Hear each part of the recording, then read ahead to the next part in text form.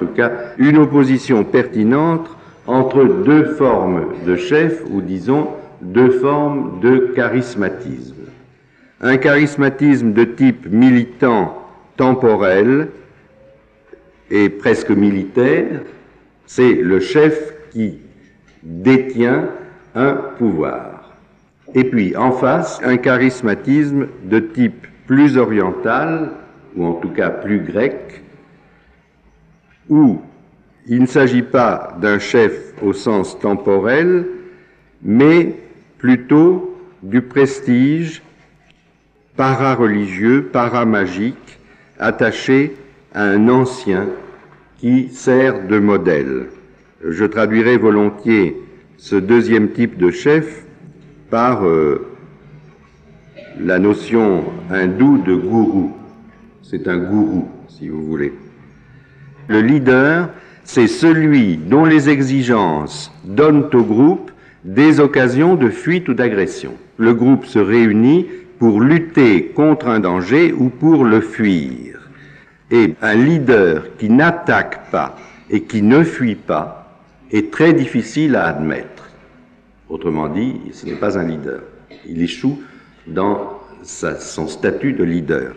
Eh bien, je dirais que c'est précisément la position et le statut du second type charismatique que j'ai appelé le gourou.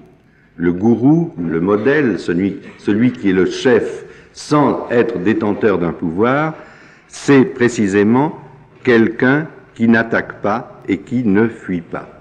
Autrement dit, le gourou, ça n'est pas un leader. Le chef est un leader, mais ce second type de chef n'est pas un leader. Le chef, c'est effectivement celui qui prend des décisions. Et c'est précisément à ce type de chef que s'oppose le sujet charismatique que j'ai appelé, pour simplifier, le gourou.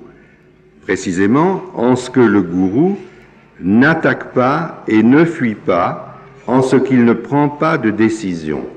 Et là, on retrouverait alors une très grande pensée asiatique qui n'est pas la pensée bouddhique, pourtant a fourni l'image même du gourou, n'est-ce pas, qui serait la pensée Tao.